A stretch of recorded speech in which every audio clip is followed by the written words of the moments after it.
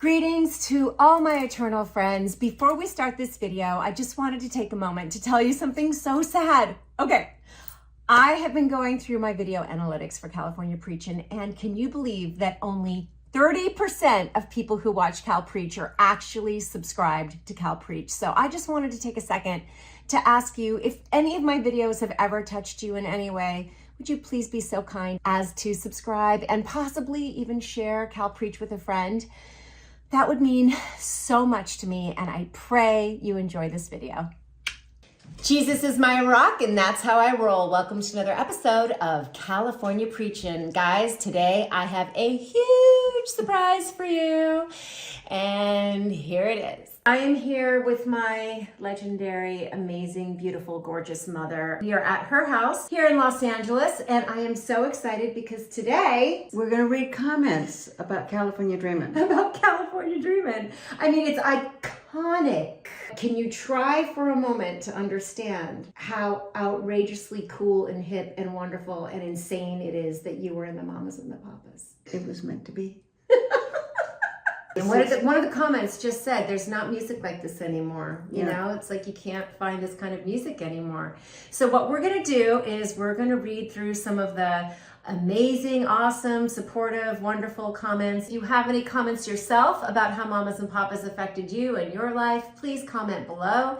And we're really excited to get started. So you ready to go? Yeah. Let's do this. So, yeah, we'll pass on that one. I wonder what song they would have come up with today, seeing the current California nightmare. Back in '65, people were dying to get to California. Here's another one. This song makes me feel like I'm in a 70s religious cult. Why? Yeah, why? We don't get that. You know, I know why. It's the thing about the church. That was the only thing that I wrote in California Dreamin' was the second verse. Yeah, tell us about that. Well, you know, John woke me up in the middle of the night and said, listen to this. And he started playing the chorus to California Dreamin', and he sang the first verse for me. And I said, well, that's really pretty, honey. You know, he says, well, wake up, help me write it. And I said, I'll help you write it tomorrow. And he said, no, you have to get up right now and help me write it. So I did. And did he say he'd give you 50% of the publishing if you woke up? That was never an issue. I didn't even know what publishing was. So you woke up? Yeah, I got up and I wrote the second verse. And it's the best verse. It's my favorite verse in the whole song. Well, a lot of people really loved it, you know, and I remember the next day he said, I don't know about that verse about the church and, you know, the praying and all that. We had walked down Fifth Avenue together in the middle of the winter, and I saw this church and I said, what is that? And he said, that's St. Patrick's Cathedral. I said, let's go in. He said, no, I'm not going in. I said, okay, I'll go in. And he waited outside for me while I went inside. No way. But really, Mom, I gotta tell you, stepped into a church, I passed along the way. Well, I got down on my knees, and I pretend to pray. It's not pretend?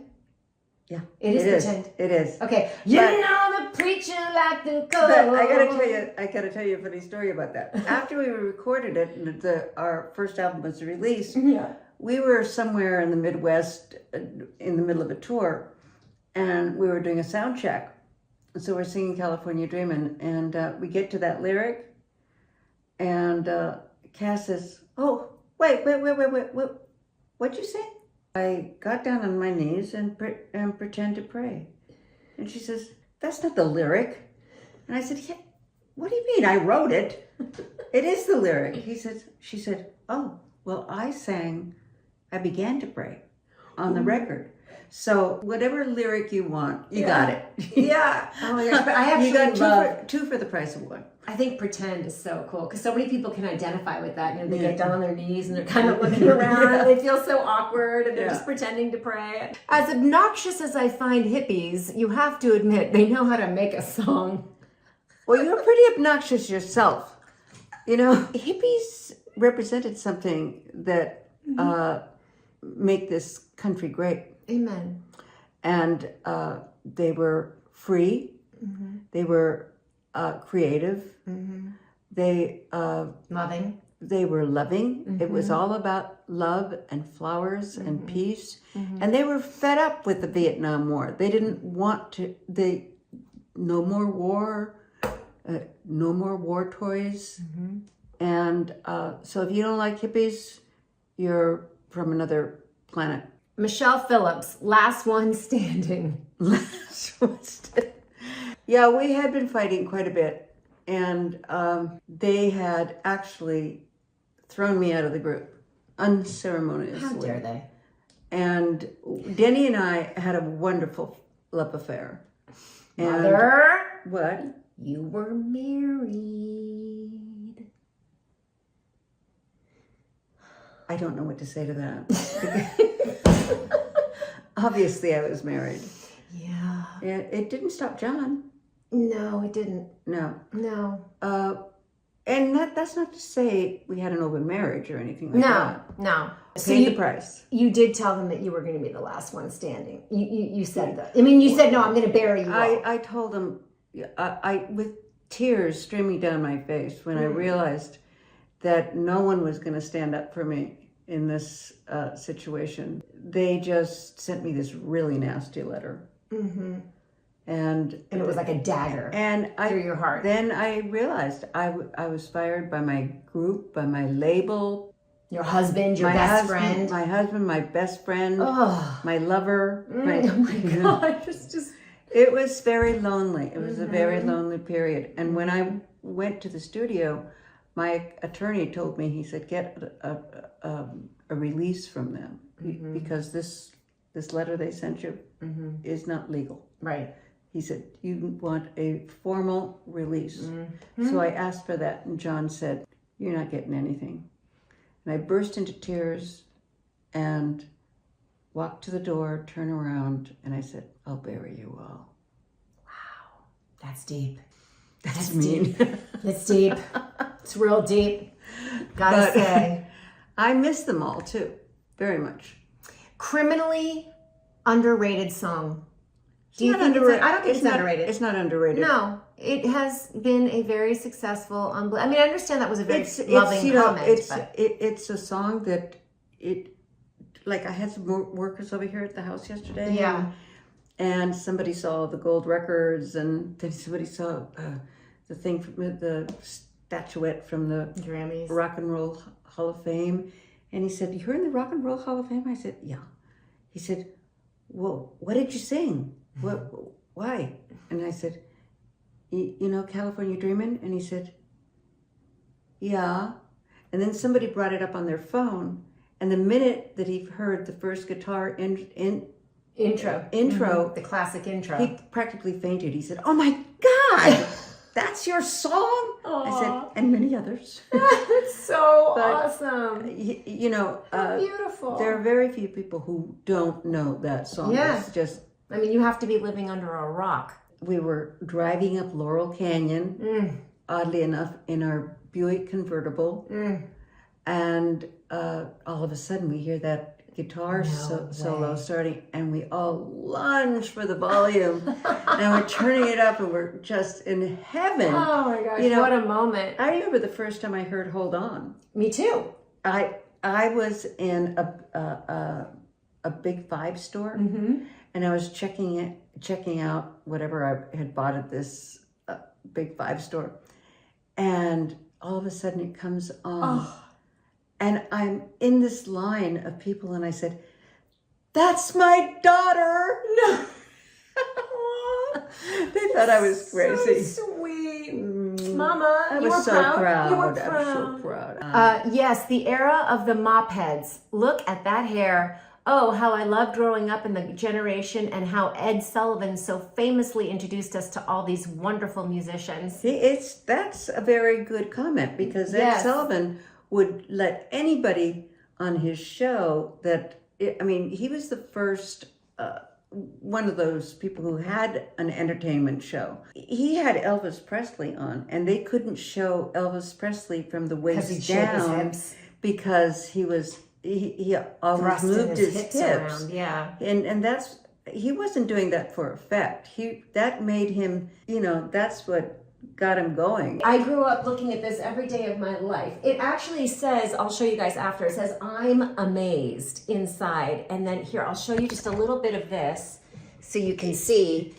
It's flies. It's flies. It's thousands and thousands of flies. Ed Ruscha told me once how many flies were on there. It was 5,326 or something like that. Really? I mean, he knew precisely what it was because actually it was done by stenciling. But if you back up, you can see that the words "I'm amazed" are in there. And he gave it to me. It's so nice. So okay, let's see what we have here. I'm in love with Michelle. The Michelle in this video from 50-something years ago. Well, how about now? How about now? What about now? So it might have been a comment, but they said, I cannot tell you, I watched Knots Landing every single episode she was on. Was that like a really great time in your life? I loved doing Knots Landing. And I was it the dream job? Yes, it was. You know, when I bought this house, I think the one thing I've ever prayed for was that I get a house somewhere between Fox and MGM. Mm-hmm. And here it is, right in smack dab in the middle. Fox is over there where I've worked several times, and MGM, which is now Sony Studios, is where we shot Knots Landing. And I had more fun doing that. And I actually got an award from the People's Choice, and I couldn't believe that I won it because I won the Best Villainess Award. And I loved that because I tried to be the mother from hell. What's interesting is that I'm known for so many things. Mm-hmm. I'm known. I was, at the time that this happened, I was in a restaurant and a little boy came up to me and he said, "Aren't you the mother on Malibu Shores?" Which was an Aaron Spelling series. Yeah. And I said, yes, I am, And then I hear someone laughing behind me, and it's this group. They said, "We know who you are, Michelle. You're Michelle from the Mamas and the Papas." And I said, "Yes, I am." And then somebody else said, "Yeah, but she's Ann Matheson from Knots Landing." So we leave, and we're walking up the street, and the chef comes out, and he's got like the chef's hat on and everything. Yeah. And he said, wait a minute. Aren't you China Phillips's mom?" And your most incredible accomplishment of them all? You. That's very sweet. I thought she was going to give me a zinger. I just wanted to see one last thing.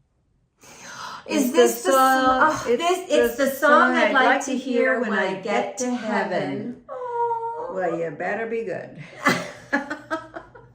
But the song will still be around.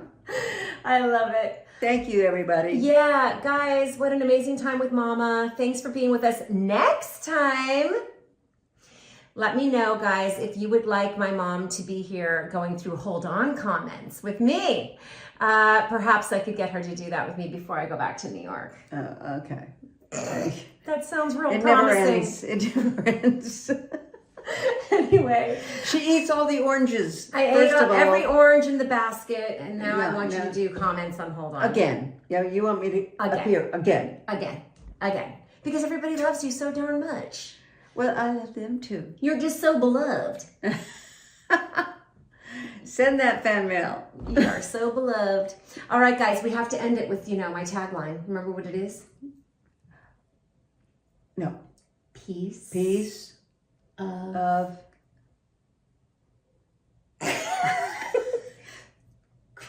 Christ. Okay. Right? Or you could just say pizza crust. How many pieces are there? I mean, Pizza crust.